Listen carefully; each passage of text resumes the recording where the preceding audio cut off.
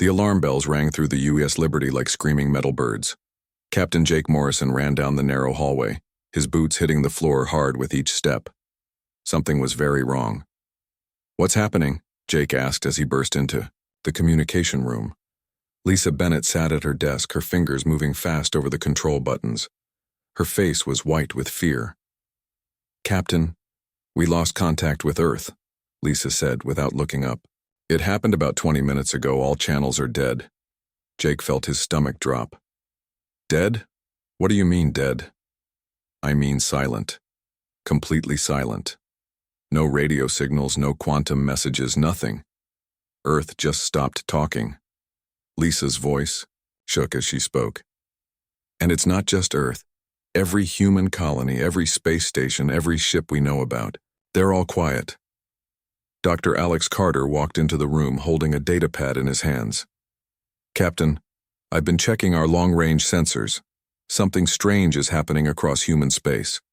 All our settlements show normal power readings, but no life signs." Jake stared at the main screen showing their position in space. The U.S. Liberty was a research ship, far from home, studying strange plants on distant worlds. They were alone out here, thousands of light years from Earth. "How is that possible?" Jake asked. 6 billion people don't just stop talking at the same time. Ryan Brooks, their security chief, entered the room. His large frame filled the doorway. "Captain, I've been thinking, what if this isn't an accident? What if someone attacked us?" "Who would attack all of humanity at once?" Lisa asked. "And how?" "I don't know," Ryan said, "but I don't believe in coincidences this big." Jake looked at his crew. These people had been with him for 3 years, exploring the far edges of known space. They were good people, smart people, and right now, they might be the only humans left who could still talk to each other. "Alex, what's the nearest human settlement?" Jake asked. Dr. Carter checked his datapad.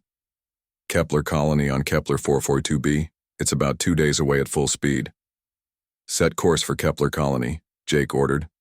"We need to see what happened with our own eyes." Emma Davis, their navigator, nodded from her station. "Course set, Captain. We'll be there in 46 hours. The next 2 days felt like the longest in Jake's life. The crew worked quietly, checking and rechecking their instruments. They sent messages to every human settlement they could think of. No one answered. "Captain," Sam Rodriguez called from the engine room. "I'm picking up something strange on our sensors." Jake hurried to the engineering section. Sam was their chief engineer, a quiet man who knew machines better than people. If he said something was strange, it usually was. "What do you see?" Jake asked. Sam pointed to his screen. "Large ships moving through space, lots of them. They're heading toward human territories." "Human ships?" "No, sir. These are alien vessels. Zephyrian Empire, Crystalline Collective, maybe others. They're moving fast like they're in a hurry to get somewhere." Jake felt cold fear in his chest. "They're moving toward our space?" "Yes, sir. Big fleets of them. When they reached Kepler colony, what they found made no sense. The settlement looked perfect from space. All the lights were on, the power plants were running. The farms looked green and healthy." "Life signs?" Jake asked as they got closer. Lisa checked her instruments. "Nothing, Captain. No human life signs at all." They landed their shuttle on the colony's main landing pad. The place was silent except for the wind blowing through the empty streets. Jake led a small team through the settlement. Houses had food still sitting on tables, computers were still running. Children's toys lay scattered in yards, but there were no people anywhere. "It's like they just disappeared," Ryan said, looking around an empty playground. Dr. Carter examined everything with his scientific instruments. No signs of violence, no bodies, no blood. It's like everyone just left. "But where did they go?" Emma asked. "And why?" "They searched for hours but found nothing. No clues, no messages, no explanations. The people of Kepler colony had simply vanished." Back on the Liberty, Jake gathered his crew in the main meeting room. Everyone looked tired and scared. "What do we know?" Jake asked. "We know that every human settlement has gone silent," Lisa said.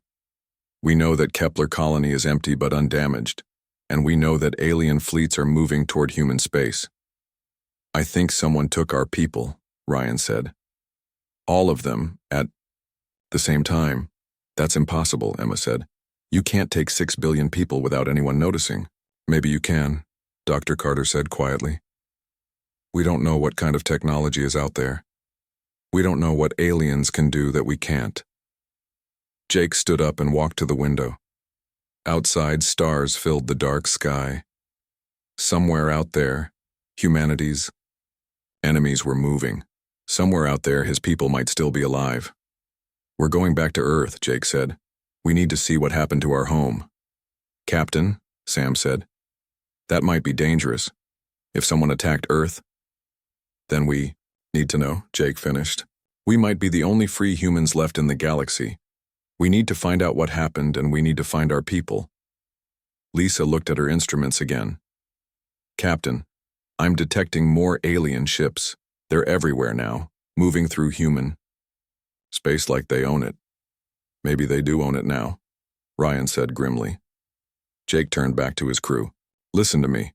We don't know what happened to our people, but we know they're gone. We don't know if they're dead or captured or something else. But we're still here. We're still free. And we're going to find them. Dr. Carter nodded. Where do we start? We start by staying alive, Jake said. We stay hidden, we stay quiet, and we learn everything we can about what happened. Someone did this to us, and we're going to find out who. Emma programmed their course for Earth. It would take weeks to get there, and they would have to be very careful. Alien ships were everywhere now. As the Liberty moved through space toward home, Jake stood alone on the bridge. Outside the windows, the stars looked the same as always, but everything had changed. Humanity was gone, and the galaxy was already moving to fill the empty space they left behind. But they weren't all gone. Not yet. 3 months had passed since the day humanity fell silent. The UES Liberty moved carefully through space, hiding from the alien ships that now filled what used to be human territory. Captain Jake Morrison stood in the ship's mess hall, eating processed food that tasted like cardboard. Their supplies were running low. Soon they would need to find food and fuel, but every human station was now controlled by aliens. Captain, Lisa Bennett called over the ship's communication system. You need to see this. Jake hurried to the bridge. On the main screen, he could see a human research station orbiting a dead planet. But it wasn't empty like Kepler Colony had been. Alien ships surrounded it, and strange machines were pulling pieces off the station. Zephyrian vessels, Ryan Brooks said, studying the ships through his binoculars. They're taking it apart piece by piece. Dr. Alex Carter pointed to his readings. They're not just taking the metal and equipment, they're downloading all the computer data too.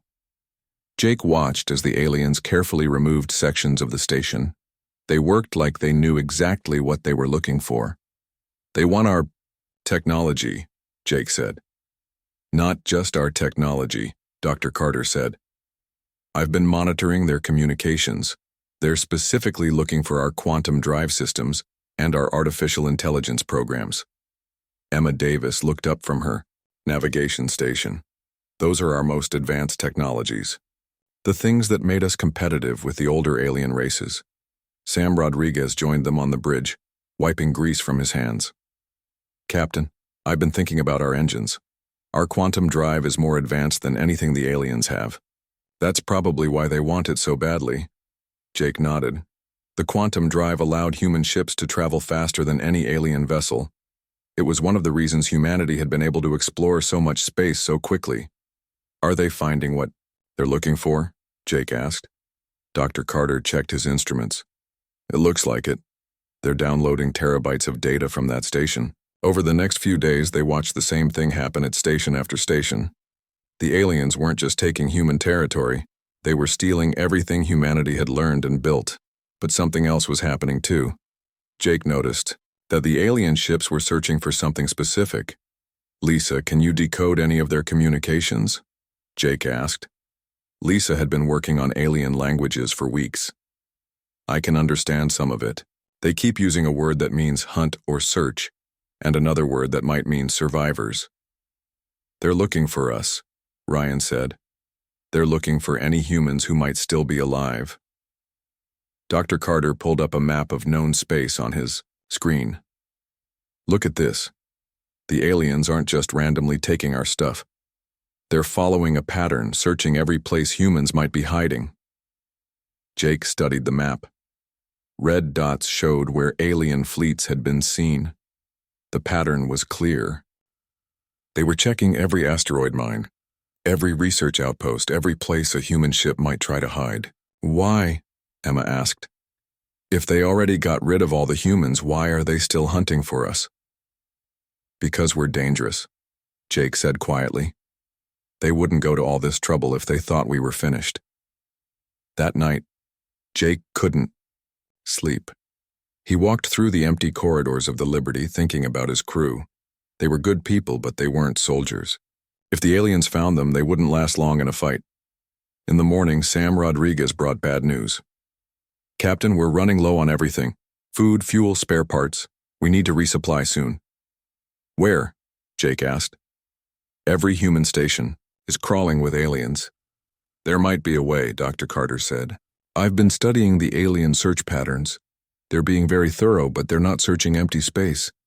If we could find a human supply cache that's hidden away from any station or planet. Emma looked at her star charts. There are some old emergency supply depots. Ships used to hide supplies in asteroid fields in case of emergencies. Do you know where any are? Jake asked. Maybe. There's one in the Vega system. It was set up by merchant ships about 10 years ago. It took them 5 days to reach the Vega system. They moved slowly, using only minimal power to avoid detection. When they arrived, they found exactly what they hoped for, a small depot hidden inside a hollow asteroid, but they also found something else. Captain, Ryan said, his voice tight with excitement. There's another ship here. On the far side of the asteroid, a damaged human cargo vessel was docked to the depot. Its hull was scarred with laser burns, but it was still intact. Life signs? Jake asked. Yes, Lisa said. 4 humans aboard that ship. They were the first living humans Jake had seen in 3 months. The cargo ship was called the Merchant's Dream. Its captain was a tough woman named Kate Phillips, who had been trading supplies between human colonies. Her crew had survived the day humanity disappeared by pure luck. They had been deep in an asteroid field when it happened. We saw the flashes, Kate told Jake as they sat in the Liberty's meeting room. Bright lights at every human world at the same time. Then nothing. No radio, no quantum signals, nothing. Flashes? Dr. Carter asked. Kate nodded. Like someone was setting off huge bombs but not destroying anything. Just bright lights, and then everyone was gone. We've been hiding ever since, said Kate's engineer, a young man named Tony Walsh. The aliens showed up within hours. They knew exactly where to go. They were ready, Kate said. This wasn't a surprise attack, they planned this. Jake felt anger building in his chest. How many aliens are we talking about? All of them, Kate said. The Zephyrian Empire, the Crystalline Collective, the Void Syndicate, races that have been enemies for centuries are working together now. Working together to hunt us, Ryan said. Kate's communications officer, a quiet woman named Linda Gray, spoke up. We've been monitoring their communications. They have bounties on human survivors, big bounties. How big? Jake asked. Enough to buy a small planet, Linda said. They really want us dead. Dr. Carter leaned forward. Or they want us captured. Dead humans can't tell them how our technology works. Jake looked around the room at the 8 humans who might be the only free people of their species left in the galaxy. We can't stay hidden forever, Jake said. Our supplies won't last, and they're getting better at finding us. So what do we do? Kate asked. We find out what happened to our people, Jake said, and we find out how to get them back. Sam Rodriguez shook his head. Captain, we're 8 people in 2 ships. They have entire fleets. Then we get more people, Jake said. Somewhere out there, other humans survived. We find them, we work together, and we figure out how to fight back. Kate smiled for the first time since they'd met. I like that plan. My ship is damaged, but it's fast. We can help you search. Good, Jake said. because we're going to need all the help we can get. As the two ships prepared to leave the asteroid depot, Jake watched the alien patrol ships in the distance. They were searching methodically, checking every rock and every shadow, but they hadn't found the humans yet. And as long as some humans were still free, there was still hope. The message came on an old emergency frequency that most people had forgotten about. Lisa Bennett almost missed it because it was so quiet and brief. Any human vessels, this is Admiral Ben Clark aboard the UES Defiance. If you're out there, if you're still free, respond on Channel 77 Alpha. We're not alone. Jake Morrison felt his heart jump. After weeks of searching empty space and dodging alien patrols, they had found other survivors. Send our response, Jake told Lisa. Tell them we're here. The reply came quickly. Thank God. We've been looking for other ships for months. Meet us at the coordinates I'm sending, and be careful. The aliens have been using fake human signals to trap survivors. Kate Phillips, captain of the Merchant's Dream, was suspicious. How do we know this isn't a trap? We don't, Jake said, but we can't keep running forever. We need allies.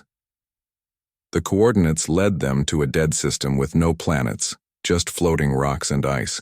It looked empty, but their sensors detected ships hidden among the asteroids. This is Admiral Clark, a voice said over their radio. Welcome to the Resistance. What they found amazed Jake.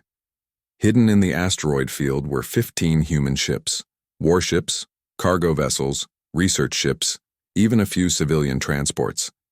More than 200 humans had survived and found each other. Admiral Ben Clark was a tall man with gray hair and tired eyes. He had been commander of a human patrol fleet when the disappearance happened. His ship, the UES Defiance, was a battlecruiser that had seen better days. Its hull was patched in dozens of places and one of its main guns was completely gone. We've been gathering survivors for 2 months, Admiral Clark told Jake and Kate in the Defiance's meeting room. Every few days another ship finds us, but we're losing people too. The aliens are getting better at tracking us down. How many humans do you think are still out there? Jake asked. Maybe 1,000 scattered across the galaxy. Maybe less. The aliens have been very thorough. A woman named Maria Santos sat across from Jake. She had been an intelligence officer before the disappearance, and now she served as the Resistance's spy master. We've learned a lot about what happened, Maria said. It wasn't an accident and it wasn't a natural disaster. The aliens planned this for years. She activated a holographic display that showed the galaxy with human territories marked in blue. 3 major alien powers worked together: the Zephyrian Empire, the Crystalline Collective, and the Void Syndicate. They've been enemies for centuries, but they united against us. Why? Dr. Carter asked. Because we were winning, Maria said simply. Human technology was advancing too fast. Our ships were becoming faster than theirs. Our artificial intelligence was becoming smarter than theirs. We were expanding into space faster than they could stop us. Admiral Clark nodded grimly. They saw us as a threat to their entire way of life, so they decided to eliminate us. But how? Kate asked. How do you make 6 billion people disappear at the same time?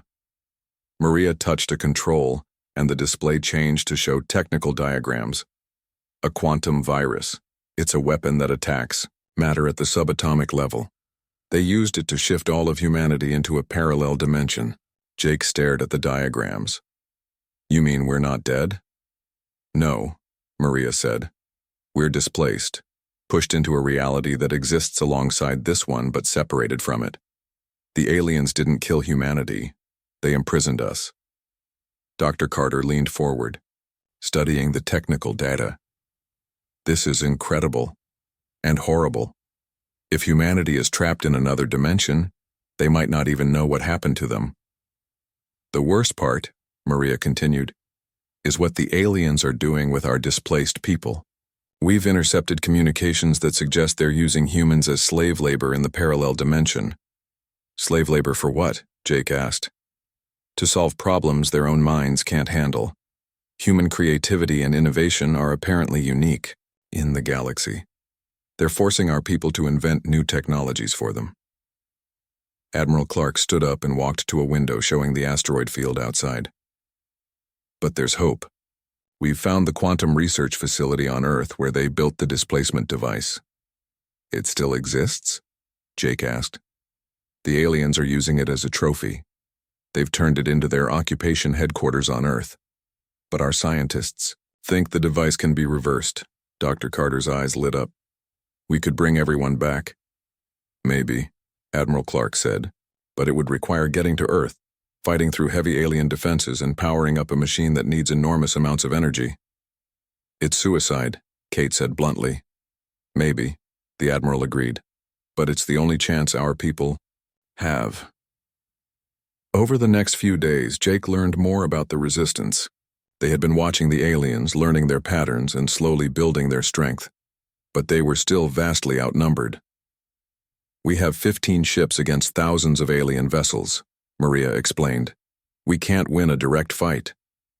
So, we don't fight directly, Jake said. We fight smart.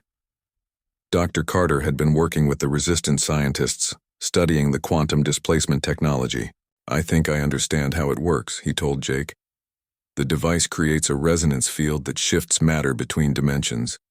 If we can reverse the field, we bring everyone back, Jake finished.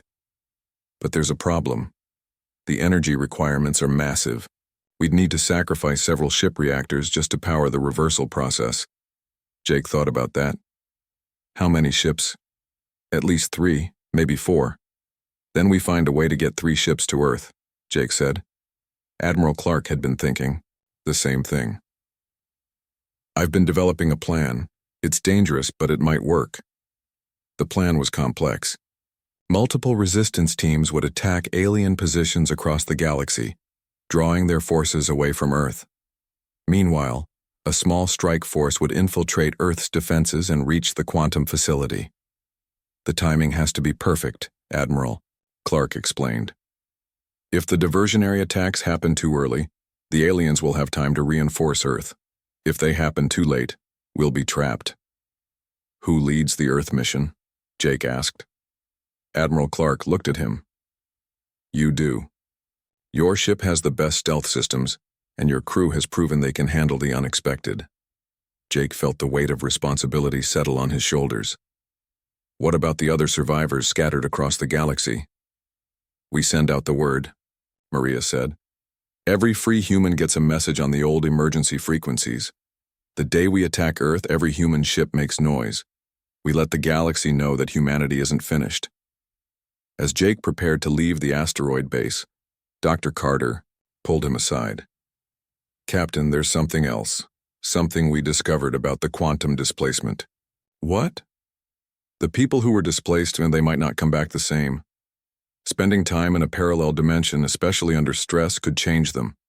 They might have new abilities, or they might be different. Jake thought about that. Different how? We don't know. But if we bring them back, we need to be ready for anything. The Resistance ships began leaving the asteroid field, heading to their assigned targets across the galaxy. Jake watched them go, knowing that many of those brave people would not survive the coming battle. But they were going anyway. Because somewhere in another dimension, 6 billion humans were waiting to come home, and Jake Morrison was going to bring them back, no matter what it cost. Earth looked wrong from space. Jake Morrison had seen his homeworld 100 times before, but now alien ships surrounded it like angry insects around a hive. The blue and green planet that had given birth to humanity was now a prize in alien hands.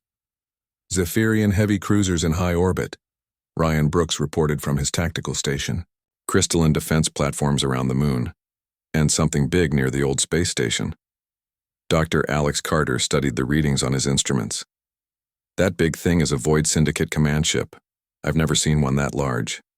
Jake felt sick looking at his conquered homeworld.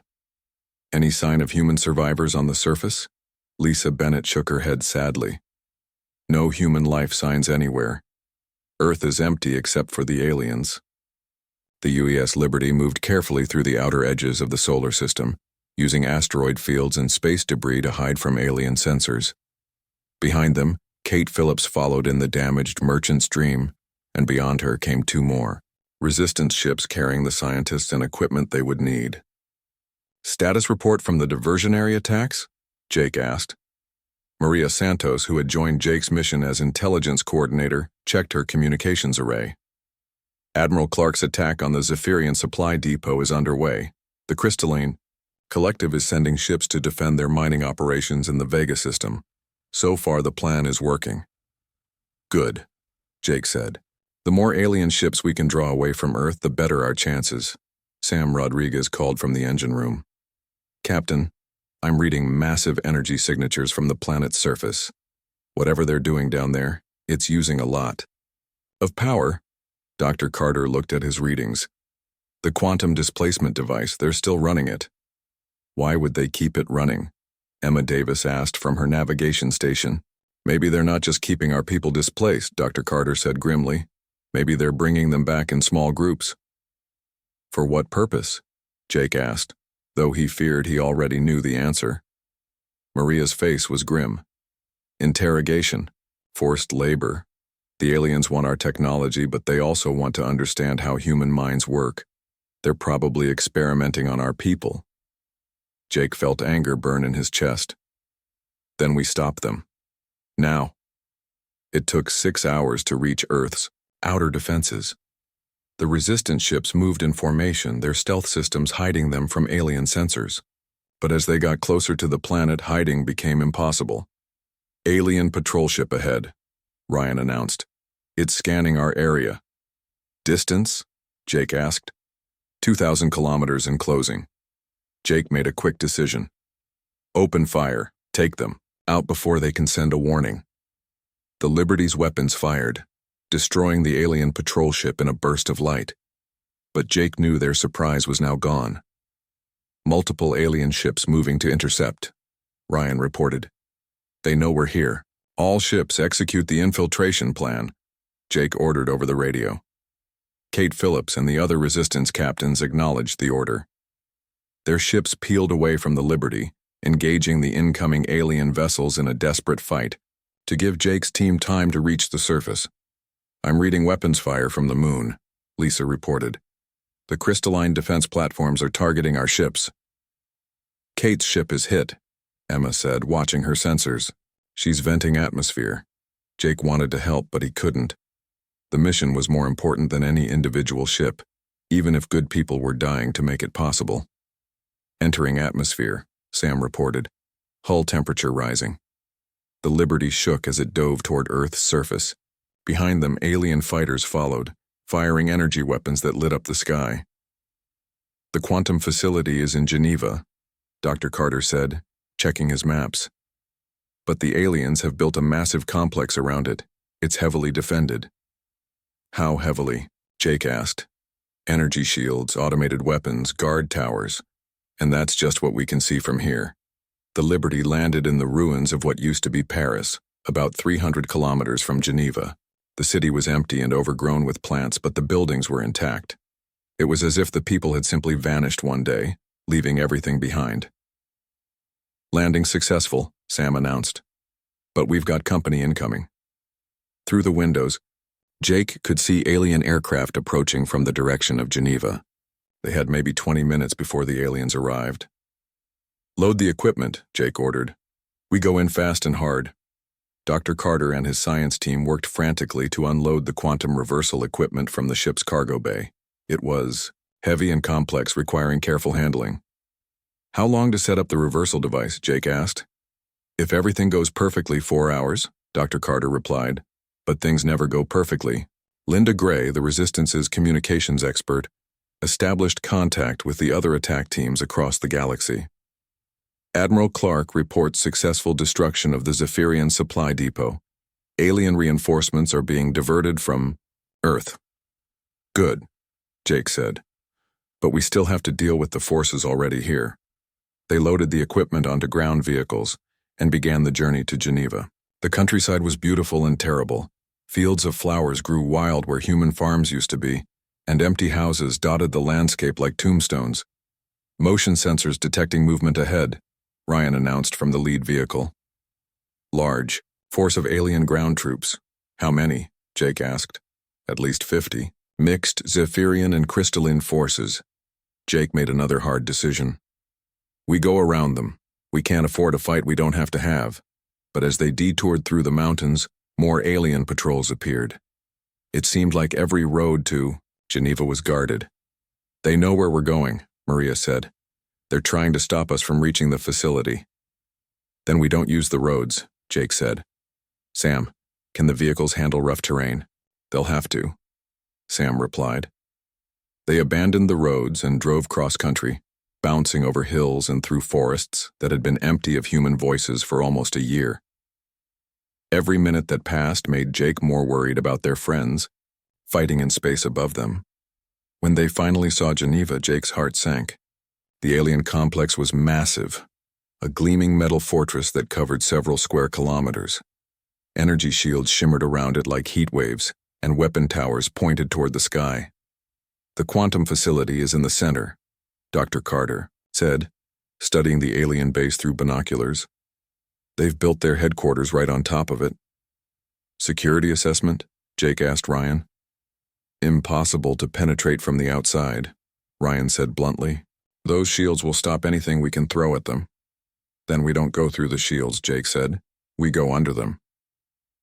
Maria Santos had been studying old maps of Geneva. There's a subway system that runs under the city. If the tunnels are still intact, we might be able to get underneath the facility. It was their only chance. They found an entrance to the old subway system and descended into darkness. The tunnels were flooded in some places and collapsed in others, but they were passable. As they moved through the underground passages, Dr. Carter worked with his equipment. I'm detecting massive quantum energy readings above us. The displacement device is definitely active. Can you tell what they're doing with it? Jake asked. It looks like they're cycling people back and forth between dimensions, bringing small groups back, then sending them away again. Experimenting on them, Jake said grimly. They reached a maintenance tunnel that led up into the alien complex. Ryan checked for guards and found none.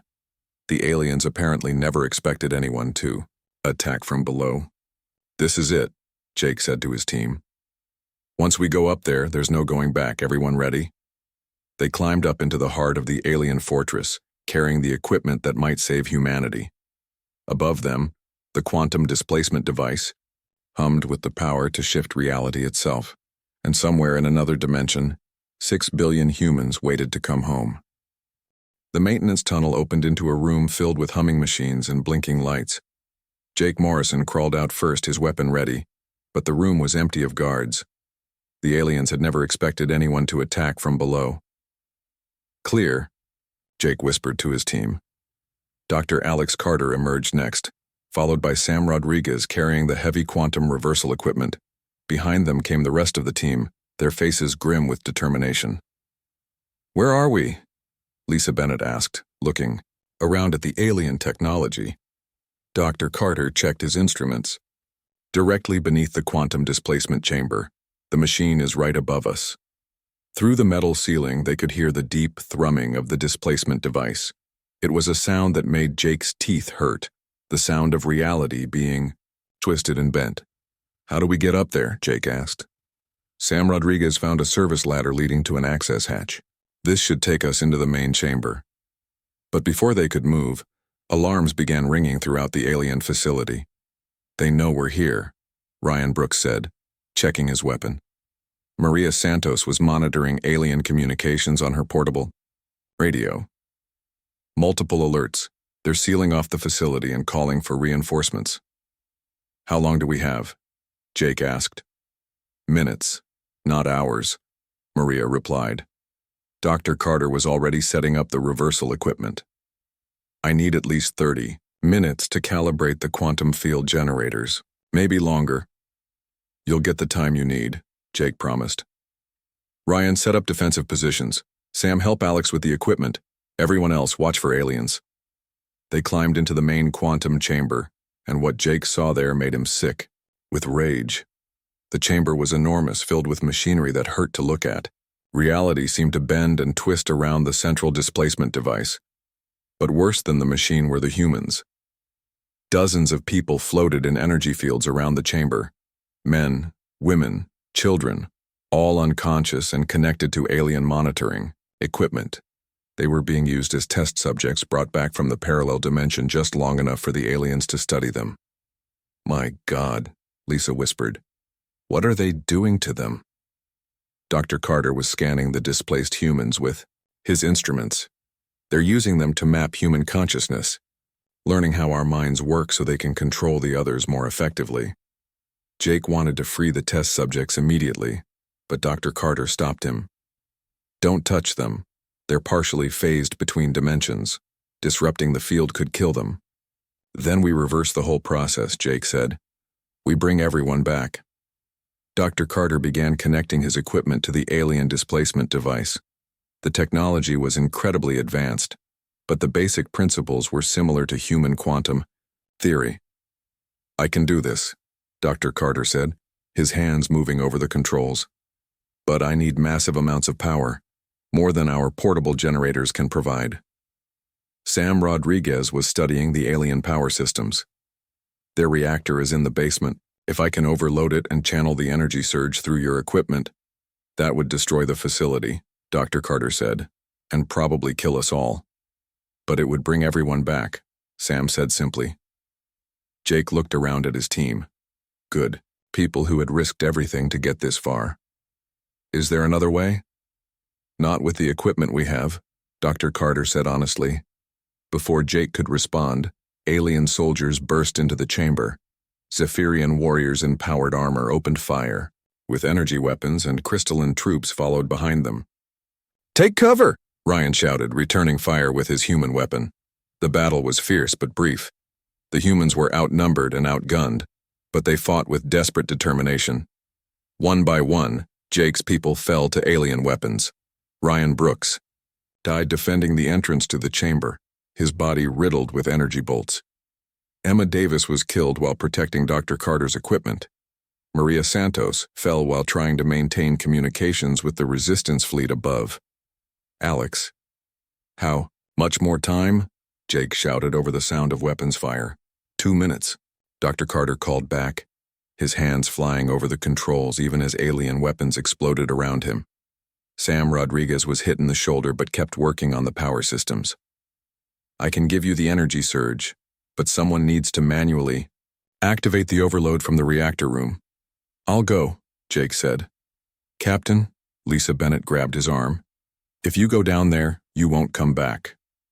Jake looked at her, this brave woman who had followed him across the galaxy. Someone has to do it. Then we all do it, Sam said. I'll start the overload. You stay here and help Alex. Before Jake could argue, Sam Rodriguez ran toward the reactor access tunnel.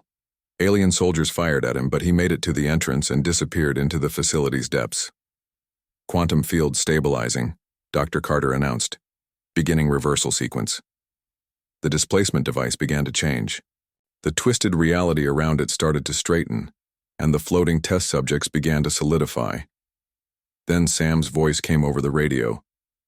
Reactor overload initiated. You've got 90 seconds. Alex, Jake shouted. Almost there. Dr. Carter's equipment was connected to the alien machine now, drawing massive power from the overloading reactor below. The first displaced humans began to appear in the chamber, not the test subjects, but new people materializing out of nothing. Families, workers, children, all looking confused and frightened. It's working, Lisa shouted with joy. But the aliens weren't giving up. More soldiers poured into the chamber, and their weapons were getting closer to Dr. Carter's equipment. 30 seconds to reactor explosion, Sam announced over the radio. Jake made his final decision. He picked up Ryan's heavy weapon and stepped between the alien soldiers and Dr. Carter. Finish it, Alex. The weapon fire was overwhelming. Jake felt the energy bolts hitting him, burning through his body, but he kept firing back. Behind him, he could hear Dr. Carter working frantically with the controls. Reversal at 50%, Dr. Carter called out. 70%, 90%. Jake fell to his knees, his vision blurring. But he could see more humans appearing around them. Hundreds now, then thousands. The parallel dimension was collapsing and humanity was coming home. 100%, Dr. Carter shouted. Reversal complete. The explosion came from below as Sam's reactor overload reached critical. The alien facility shook apart, its shields failing, its weapons powering down. Jake felt the floor collapsing beneath him, but he also felt something else, a strange tingling in his mind, as if something was connecting to him. The humans who had been trapped in the parallel dimension for months weren't coming back unchanged. They had learned things there, discovered abilities that didn't exist in normal space. As the facility collapsed around them, Jake felt his consciousness expand. He could sense every human on Earth, then every human in the solar system, then every human across the galaxy. The displaced people hadn't just survived their imprisonment, they had become something new. Lisa Bennett pulled Jake clear of the collapsing chamber just as the final explosions tore through the alien facility. Around them, thousands of humans were materializing, appearing from the parallel dimension with looks of wonder and determination. "Jake," Lisa said, helping him to his feet. "Are you all right?" Jake looked at her and realized he could sense her thoughts, feel her emotions, not reading her mind exactly, but sharing a connection that hadn't existed before. "I'm fine," Jake said. "We're all fine." The first human he recognized was Admiral Ben Clark, appearing with a group of military officers. But the Admiral looked different, stronger somehow, more aware. "Captain Morrison," Admiral Clark said, and Jake could hear the satisfaction in his voice. "Mission accomplished." "The aliens?" Jake asked. "Withdrawing," Admiral Clark replied. "Our fleet engagement was more successful than we hoped, and now that humanity is back, they're facing something they never expected." Jake looked around at the growing crowd of returned humans. He could sense their shared awareness, their collective knowledge of what they had learned in the parallel dimension. "What did we become over there?" Jake asked. "Something new," Admiral Clark said. "Something the galaxy has never seen before. The aliens thought they were imprisoning us, but they were actually teaching us. We learned to think together while staying individual. We learned to share consciousness across dimensions." Over the following days, as humanity returned to its worlds and space stations, the aliens learned what they had really accomplished. They had intended to eliminate humanity as a threat, but instead they had created something far more powerful. Human ships appeared and disappeared at will, using dimensional technology the aliens couldn't match. Human crews worked with perfect coordination, sharing thoughts and knowledge instantly across vast distances. The scattered and competitive human race had become a unified species while maintaining all their individual creativity and spirit. The Zephyrian Empire, the Crystalline Collective, and the Void Syndicate found themselves facing not the primitive humans they remembered, but a civilization that could manipulate reality itself. But humanity's response surprised the galaxy even more. Instead of seeking revenge, humans offered something the aliens had never experienced: true cooperation. They proposed a new form of galactic civilization based on shared consciousness and mutual understanding. Some alien species accepted, others fled to distant parts of the galaxy. But the universe had changed forever.